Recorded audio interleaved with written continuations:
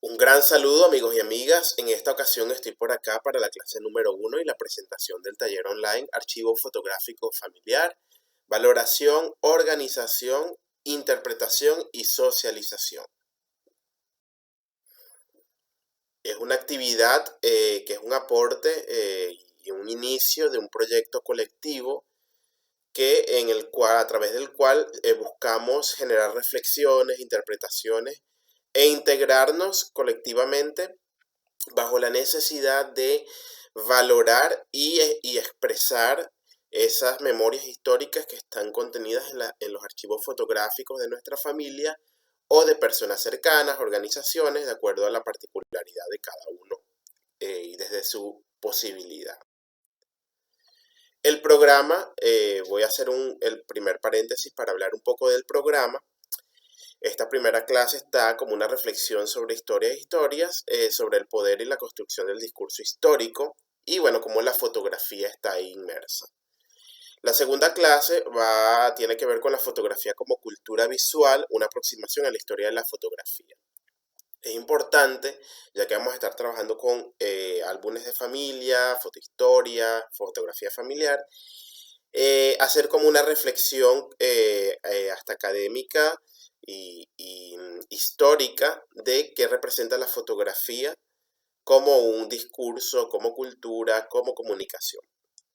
En tercer lugar, tenemos fotografía e historia, ya estaríamos enlazando cómo se ha hecho y cómo se ha representado y usado la fotografía a través del discurso histórico, como los distintos estados, cómo a través de la fotografía se manifiestan y se expresan acontecimientos históricos y el valor que tiene desde distintas perspectivas historiográficas y bueno, pasando ya a los ámbitos más particulares que es nuestra historia personal o nuestros álbumes familiares o nuestro archivo ya comunitario o familiar.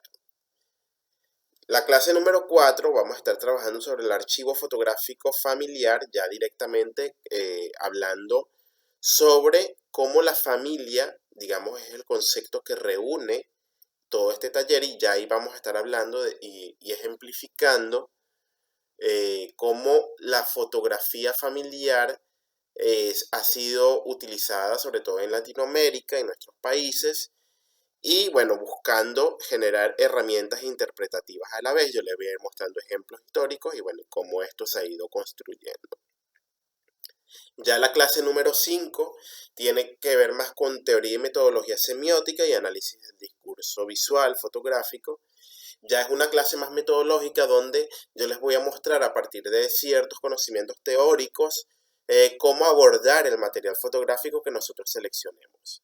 Y bueno, ya en adelante sería el diseño y desarrollo de proyectos personales y familiares.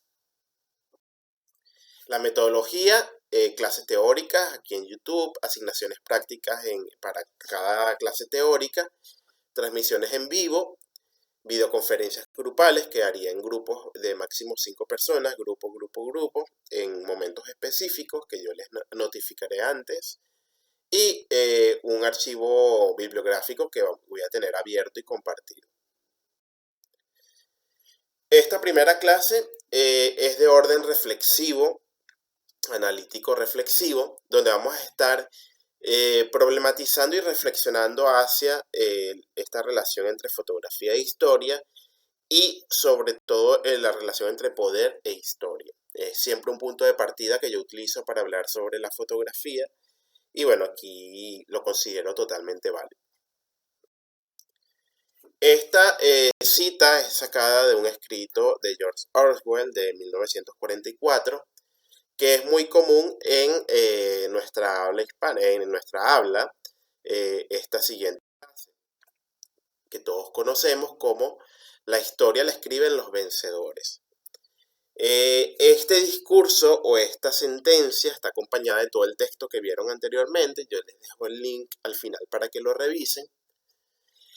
¿Y por qué comienzo con esto? Bueno, porque cuando hablamos de fotografía familiar, y como vamos a ver en todo el desarrollo del taller, estamos hablando de una construcción histórica que se opone tiene una oposición, digamos, discursiva a este tipo de sentencia.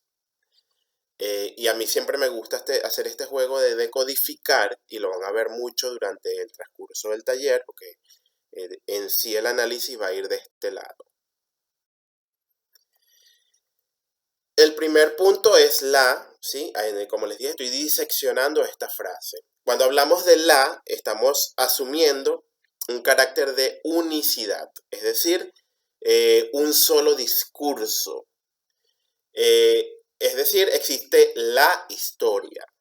Es una historia homogénea, lineal, por supuesto es occidental, es construida desde las academias principalmente europeas y genera un discurso homogéneo de lo que es la historia, y cada uno de los estados donde nosotros estamos localizados tiene esta particularidad de que el estado y los sistemas crean la historia o el discurso histórico de acuerdo a sus intereses, y también vamos a ver cómo la fotografía de alguna forma ha legitimado este punto de vista.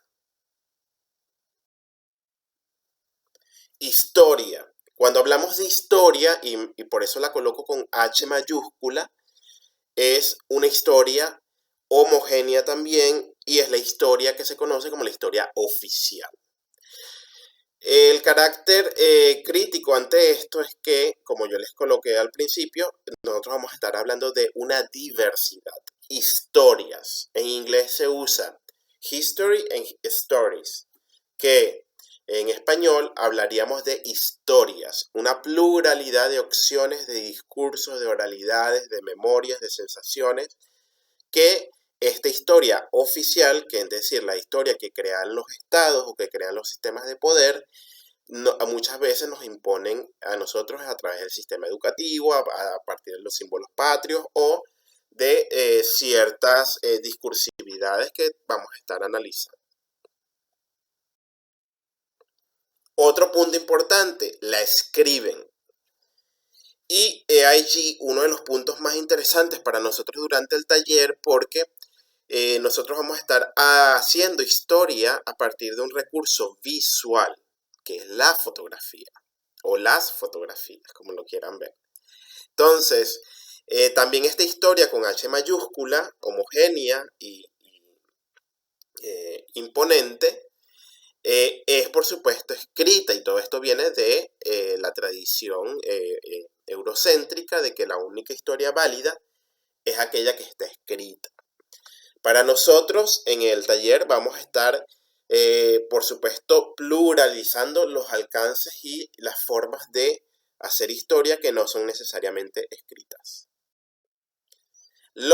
Por supuesto, esta historia oficial la escribe un ente masculino que por supuesto obvia todas las otras diversidades, es decir, los niños, todo por supuesto el contingente femenino, la escriben los. O sea, aquí hay una mano masculina la cual escribe esa historia. En el caso de la fotografía sería una mano masculina que toma la fotografía o un ente masculino que toma la fotografía. Y esto es un tema que vamos a estar discutiendo profundamente, porque cuando hablemos de los álbumes y muchos de la narrativa que construyen las familias, vamos a ver cómo son las madres por lo general o las figuras femeninas las que ordenan este tipo de discurso. Y bueno, vencedores en el sentido de que este sujeto androcéntrico homogéneo de esa historia oficial se pretende como el único que tiene el derecho de contar la historia o las historias. Entonces, de ahora en adelante, el punto para nosotros es hacer como una avanzada ante esto, y la fotografía es una herramienta de construcción y de análisis que nos va a permitir trascender todo esto.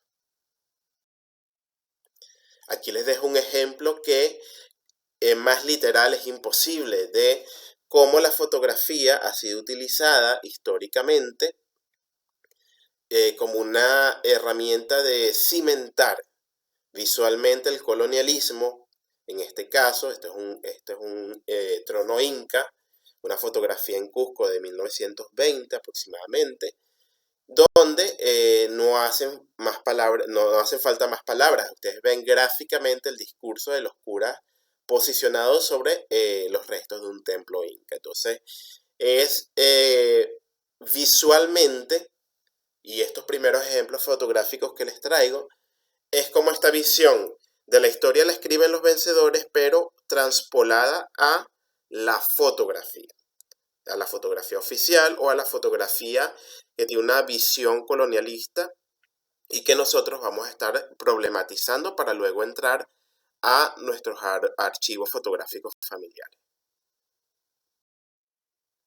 La fotografía desde un principio, y este es uno de los registros fotográficos primigenios de acontecimiento, en la historia de la fotografía vamos a ver ese enlace entre discurso histórico y acontecimiento, que es muy de la historia, del estudio histórico.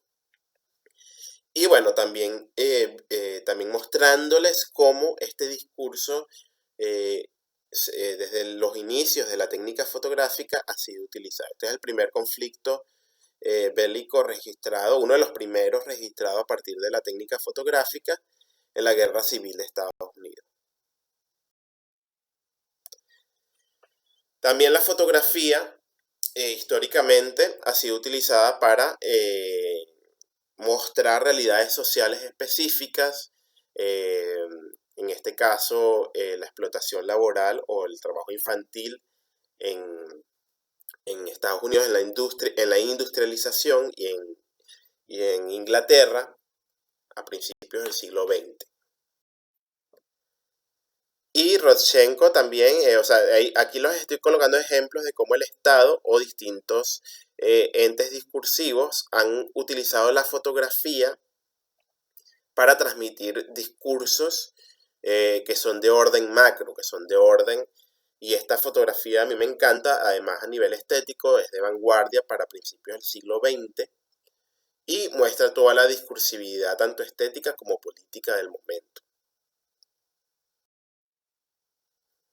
Entonces, les voy dejando ejemplos históricos para que ustedes vean y ustedes mismos les den como el sentido de cómo esto se ve reflejado, esta relación entre poder discursivo y evidencia fotográfica utilizada con propósitos de transmisión de saber, de conocimiento y de poder.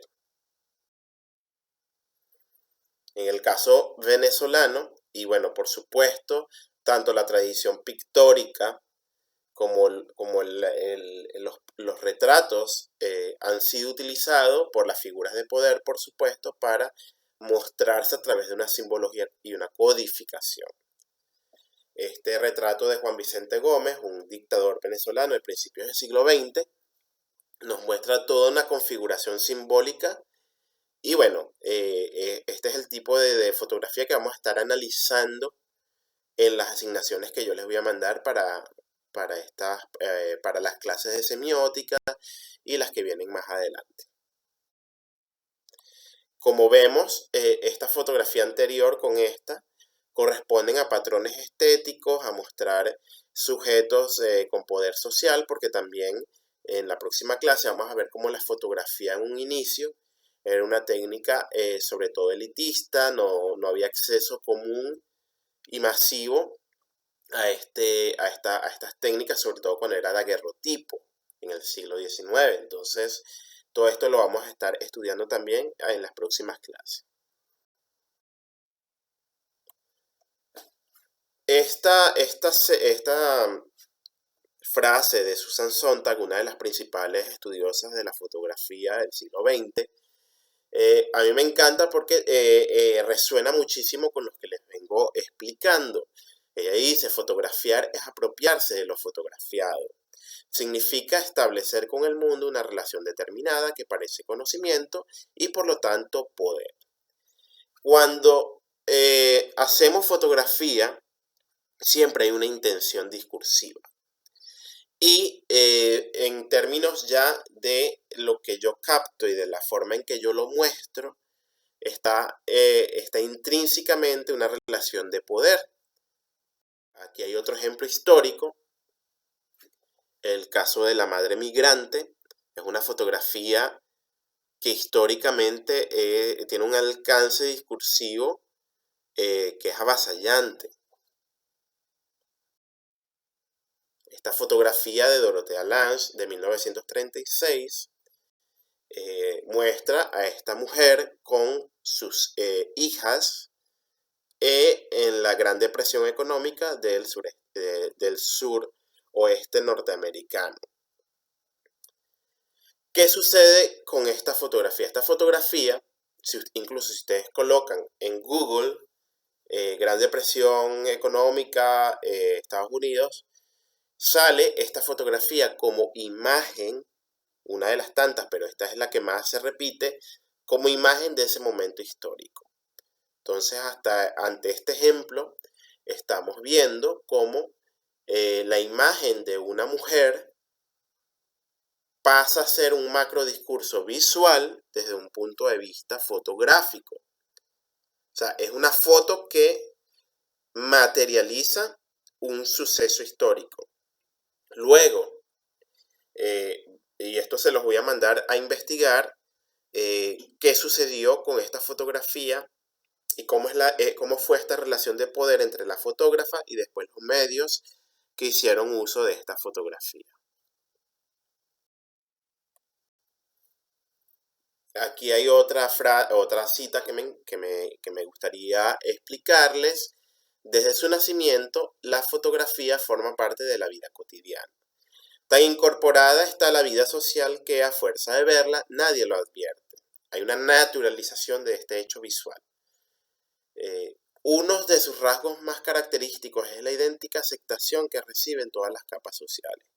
Penetra por igual en casa del obrero y del artesano como del tendero, del funcionario y del industrial. Ahí reside su gran importancia política. Esta frase de la fotografía como documento social, que es un libro clave para el estudio histórico de la fotografía, nos habla de que una de las fuerzas principales que tiene el discurso fotográfico es que de alguna forma u otra a nivel cultural puede llegar y podemos estar expuestos a distintas y una gran diversidad de discursos históricos fotográficos sin importar y trascendiendo un poco, borrando fronteras generacionales, de clase, de género. Entonces es una herramienta que puede ser para nosotros reafirmar nuestras identidades, pero también puede ser una herramienta, como hemos venido viendo, de dominio y de implantación de discursos desde distintos sistemas de poder. Ahora, todo lo que estuvimos viendo nos muestran ya todas estas situaciones de poder, quizás hasta hegemónico, de arriba hacia abajo. Lo cierto que también la fotografía nos permite, y este collage de imágenes que yo hago aquí, tiene mucho que ver con la frase anterior, es que dentro de todas las posibilidades estéticas, usos y propuestas fotográficas, nosotros como humanidad hemos logrado utilizar, ¿verdad? Y hemos logrado tener históricamente una gran diversidad de opciones de representación. Podemos ver fotografías de celebridades, podemos ver fotografías de distintos grupos étnicos y raciales, podemos ver diversidades de clase, pero todo va a depender de la forma en que se nos presentan y se nos configuran estas representaciones. Si hablamos, por ejemplo, de una fotografía de publicidad diseñada con fines comerciales, estamos hablando ya de otro nivel. Pero si hablamos de fotografía de familia, podemos amplificar esa gama de significados que vamos a obtener. Este es un ejemplo.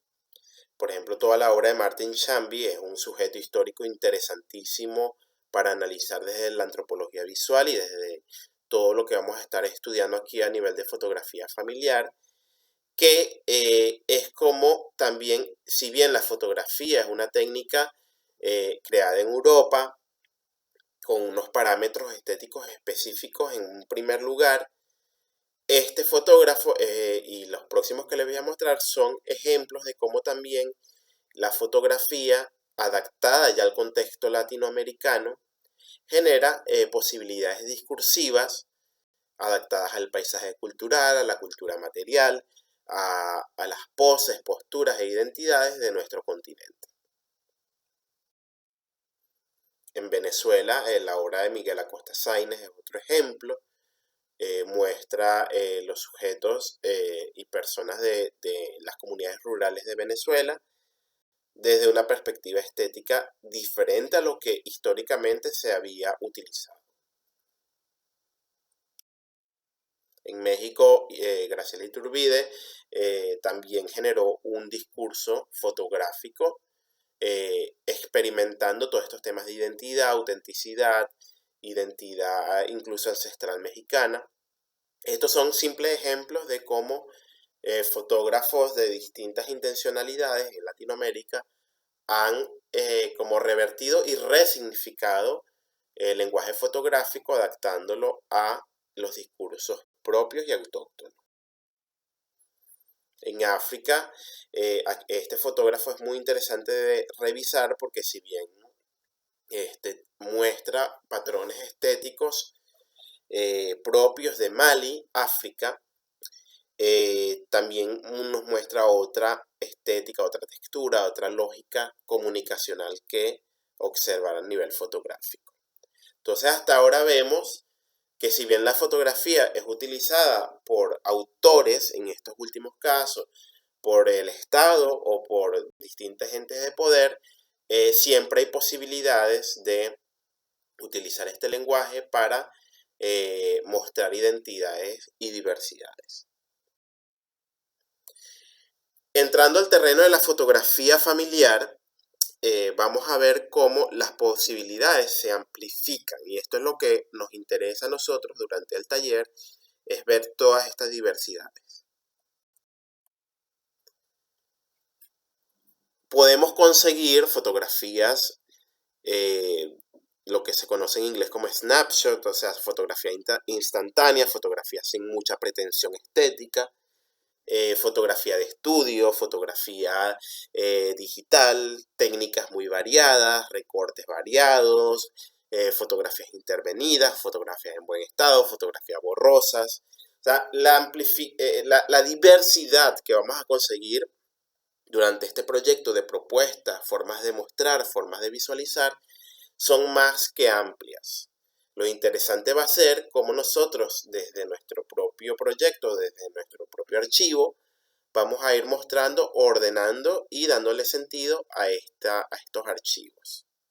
Entonces también la fotografía familiar, así como decimos, como yo digo a veces, sin saber sabiendo, una ama de casa, un estudiante de arquitectura, un papá, tu tío, ha tomado fotografías quizás a una persona, pero ha incorporado el paisaje, por ejemplo, las montañas o una casa de fondo, que ya ahí nos está dando un discurso de referencia histórica, de cómo era también el contexto donde estas personas aparecían, y bueno, después ver otras posibilidades, lo que es la vestimenta de la época, qué hacía la gente en la calle, cómo se veían todos los contextos. Entonces es para que ustedes vean que también hay un poder intrínseco dentro de nuestra fotografía familiar que vale mucho la pena resaltar. Entonces aquí tenemos una diversidad de técnicas y discursos fotográficos. Y yo les voy a dejar también como asignación de que ya empiecen a ver con qué archivo fotográfico cuentan. Entonces vamos a estar ordenando y ya haciendo como una catalogación de esta diversidad. Yo simplemente les voy a mostrar en este momento como distintas cosas o formatos que nos podemos conseguir en nuestros archivos. Esta es tomada de mi álbum familiar, es decir, del álbum de mi familia, que nos podemos conseguir fotografías sueltas, que no tienen conectividad necesaria con otras, o una fotografía, por ejemplo, que ustedes la consigan en un portarretrato de su familia, que luego logren conectar con el resto de fotografías. Entonces las técnicas pueden variar: fotografía instantánea, pueden conseguir fotografías que no necesariamente estén en un álbum. Luego tenemos los álbumes fotográficos. Ya a este nivel, ya aquí hay que utilizarlo, y aquí, como vamos a estar leyendo y revisando en las próximas clases, ya nos estamos enfrentando a un archivo en sí mismo, a un discurso gráfico y a una propuesta discursiva, incluso, que es la sintaxis o la conectividad entre las fotografías que están en el álbum. Muchas veces es cronológico o temático. Eso lo vamos a ir viendo en el transcurso ya del trabajo práctico que vamos a ir desarrollando. Álbumes digitales o archivos digitales en redes sociales, en distintas fuentes que ustedes tengan, que puedan imprimir, ya que no todo el mundo tiene archivos fotográficos que sean, digamos, materiales. Colecciones privadas, institucionales, etcétera, son fotografías que ustedes puedan acceder a ellas, o fotografías de autor que ustedes puedan utilizar bajo sus necesidades investigativas para este proyecto. Postales o fotografía adjunta ya a sistemas de cartas o a otros niveles discursivos.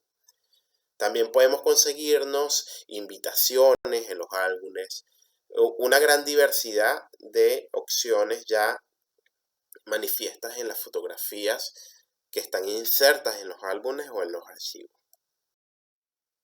O fotografía en libros, folletos o otro tipo de referencia bibliográfica que, si ustedes desean, también pueden incorporar a sus proyectos.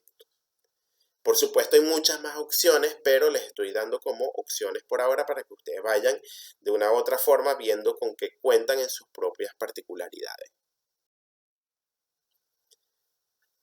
Entonces, aquí les dejo las referencias de estas primeras reflexiones. Ya una próxima clase vamos a estar hablando de la fotografía como cultura visual, una aproximación a la historia de la fotografía, donde me voy a enfocar muchísimo más en cómo la fotografía como lenguaje y como cultura visual ha sido y es el medio de comunicación que los humanos utilizamos de manera más frecuente, cada vez más, alterno al discurso hablado o al discurso oral. Es un placer.